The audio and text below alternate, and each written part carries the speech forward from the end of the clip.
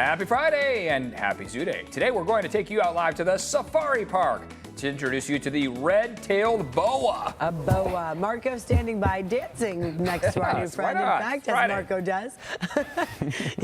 You're excited to be right next to a boa, Marco? Yeah, I guess. Oh, life is so good, you guys. Plus, I love the Zoo Day tune. But yes, I am super stoked. One, I'm at the Safari Park. And two, I am with David Boa, if you get that reference here. This sure. is, yes. right? Look at this. Look. Red. Now, Wow.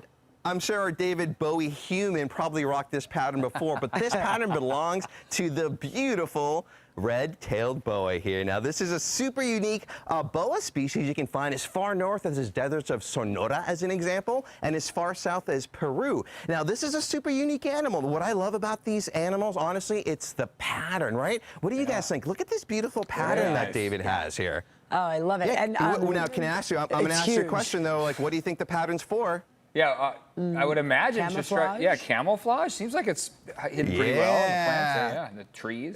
Exactly right, yeah. So this is what you call that sit-and-wait predator. Now, I know this might seem the fashion for a lot of us, but this is a lot of protection, too, helps them hide away from predators. Other animals may want to eat a snake like this when they're a little bit smaller, like a bird of prey, as an example. But to your point, this is also going to help them blend in. So they're going to either wait in the burrow of a mammal, as an example, maybe up in a tree, depending on the length of the boa, and help camouflage to surprise their prey, right? Yeah, one of my favorite David Bowie songs was Under Pressure. Yeah. And I would imagine that Mr. Boa can apply quite a bit of pressure if he's looking for something to eat, right?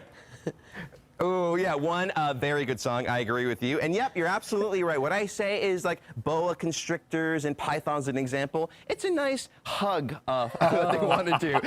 But, you know, we're putting light to it, but this is 100% muscle, right? So, yes, to your point, they're going to grab their prey and they're going to constrict it. Now, I know it's probably giving some people the heebie-jeebies, but hey, look, it's not their fault they don't have hands and legs and fingers. I mean, I've seen some human beings eat before that looks not so tasty myself. So I want to put all that aside. He's a beautiful animal. He's perfectly adapted to help out with maybe, let's say, rodents as an example, right? Maybe you don't want a bunch of rats running around your ankles. So big kudos for these snakes. They do a big job. We want hugs to never end, but sometimes in that case you want that hug to not last too long. I get it. I get it. I would say, Marco, you know, that boa looks very wide. I mean, these are pretty massive snakes, right?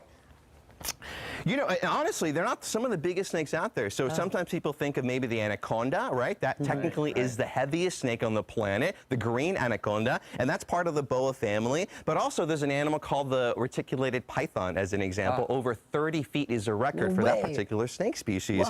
But, you know, there's a couple things, the difference between the pythons and the boas. The main one I want to point out is three very fun words. So there's viviparous, right? So animals that give live birth, like a capybara or a human being. There's oviparous, like maybe a crocodile or a bird that lays an egg, and there's ovoviparous. So that is going to be for the boas, just like David Boa here. He's a male, but a female, what they're going to do is actually carry their, well, you can call it sort of like a soft egg membrane inside of the female, and so carrying the young inside, and they technically give a live birth, which is a big difference between the pythons and the boas, just like this, right? So the really cool adaptations. Yeah. Marco, I always want to like be inside your brain. You know so much.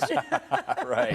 Yeah, great man for the job. When it comes to trivia night, I kill the wildlife. You know, sports, not so Zoo much trivia night. You know, but again, I know, but you know, guys, last week we talked about New Guinea singing dogs, and I'm showing you this beautiful snake species. Remember, diversity is my favorite word. We got to celebrate diversity of wildlife, right? So come to the Safari Park. Yeah, great weekend to get out there with the weather. Diversity of animals. Yeah.